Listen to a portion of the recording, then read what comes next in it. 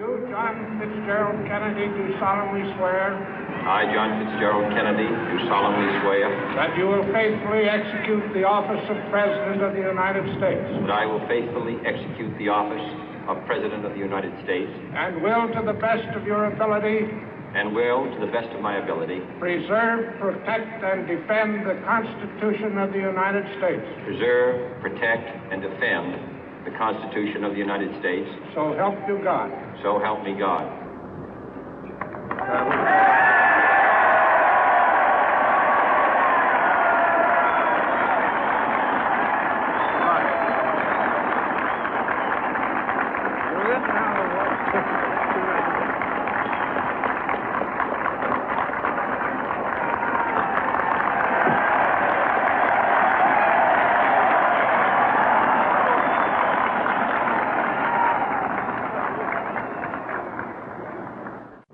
Vice President Johnson, Mr. Speaker, Mr. Chief Justice, President Eisenhower, Vice President Nixon, President Truman, Reverend clergy, fellow citizens.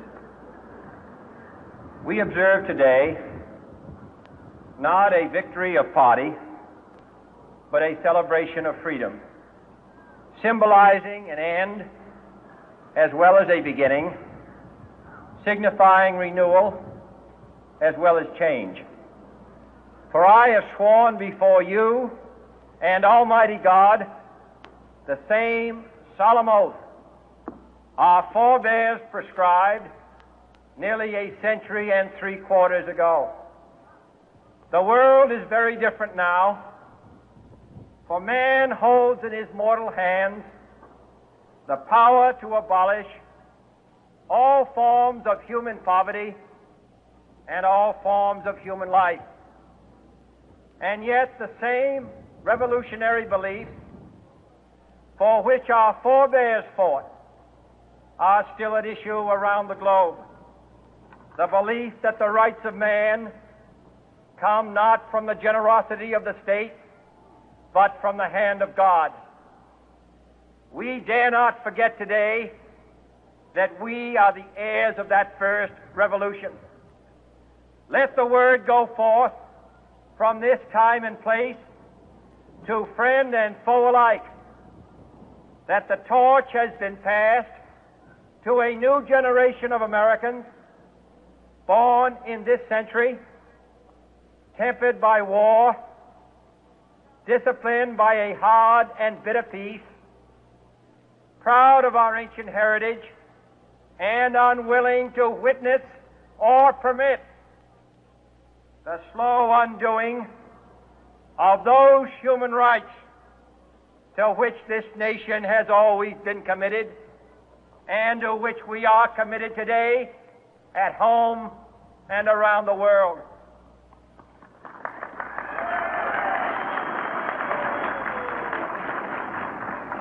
Let every nation know, whether it wishes us well or ill, that we shall pay any price, bear any burden, meet any hardship, support any friend, oppose any foe to assure the survival and the success of liberty.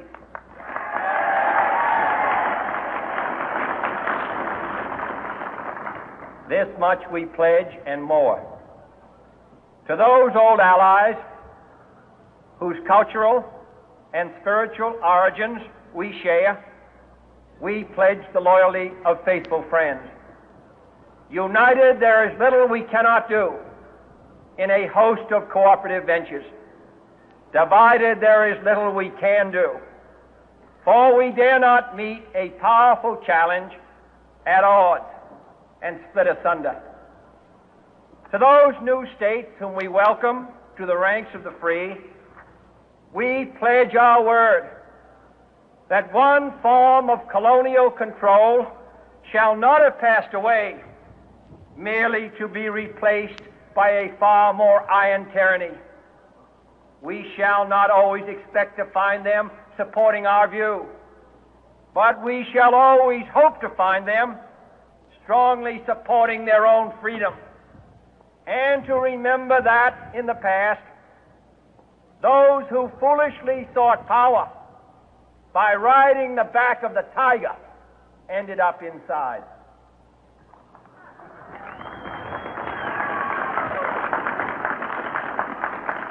To those people in the huts and villages of half the globe struggling to break the bonds of mass misery, we pledge our best efforts to help them help themselves for whatever period is required, not because the communists may be doing it, not because we seek their votes, but because it is right.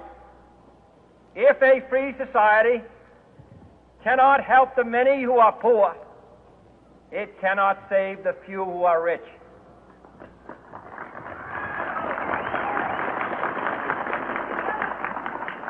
To our sister republics south of our border, we offer a special pledge to convert our good words into good deeds, in a new alliance for progress, to assist free men and free governments in casting off the chains of poverty. But this peaceful revolution of hope cannot become the prey of hostile powers. Let all our neighbors know that we shall join with them to oppose aggression or subversion anywhere in the Americas. And let every other power know that this hemisphere intends to remain the master of its own house.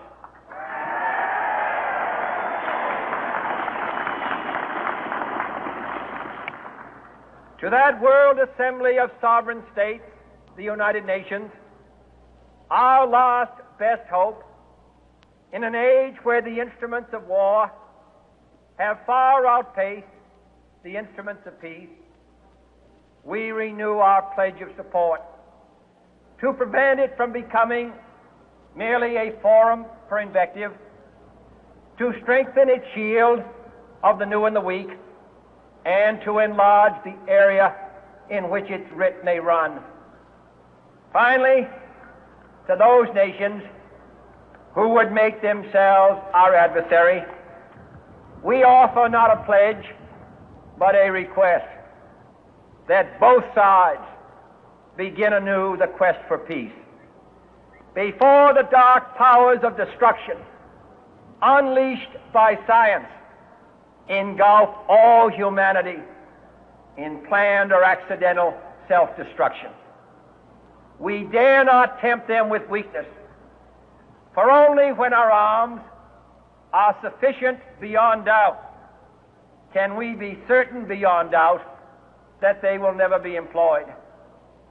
But neither can two great and powerful groups of nations take comfort from our present course, both sides overburdened by the cost of modern weapons, both rightly alarmed by the steady spread of the deadly atom, yet both racing to alter that uncertain balance of terror that stays the hand of mankind's final war. So let us begin anew, remembering on both sides that civility is not a sign of weakness, and sincerity is always subject to proof. Let us never negotiate out of fear, but let us never fear to negotiate.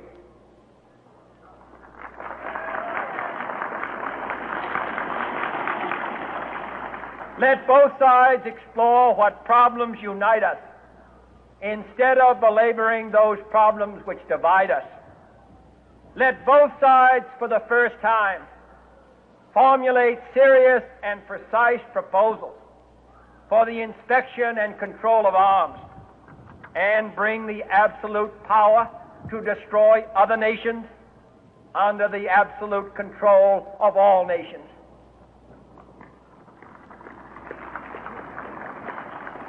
Let both sides seek to invoke the wonders of science instead of its terrors. Together, let us explore the stars, conquer the deserts, eradicate disease, tap the ocean depth, and encourage the arts and commerce. Let both sides unite to heed in all corners of the earth the command of Isaiah to undo the heavy burden and let the oppressed go free. And if a beachhead of cooperation may push back the jungle of suspicion, let both sides join in creating a new endeavor, not a new balance of power, but a new world of law, where the strong are just and the weak secure and the peace preserved.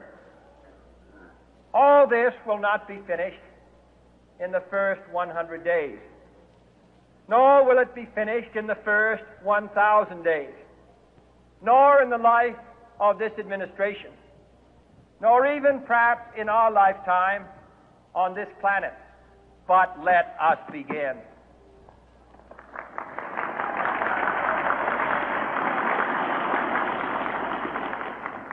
In your hands, my fellow citizens, more than mine, will rest the final success or failure of our course. Since this country was founded, each generation of Americans has been summoned to give testimony to its national loyalty. The graves of young Americans who answered the call to service surround the globe. Now the trumpet summons us again, not as a call to bear arms, though arms we need, not as a call to battle, though in battle we are, but a call to bear the burden of a long twilight struggle, year in and year out, rejoicing in hope, patient in tribulation, a struggle against the common enemies of man, tyranny, poverty, disease, and war itself. Can we forge against these enemies a grand and global alliance, north and south, east and west, that can assure a more fruitful life for all mankind? Will you join in that historic effort?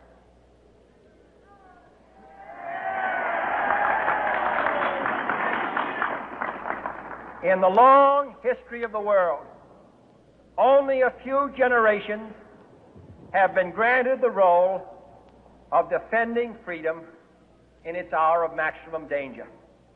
I do not shrink from this responsibility. I welcome it.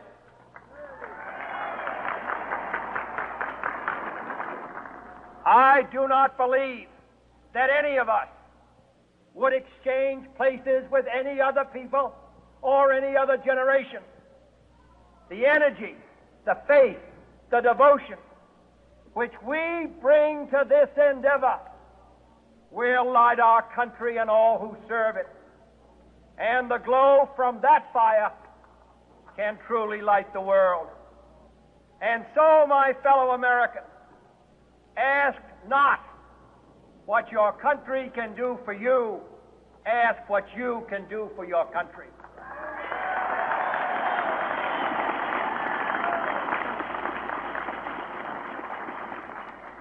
My fellow citizens of the world, ask not what America will do for you, but what together we can do for the freedom of man.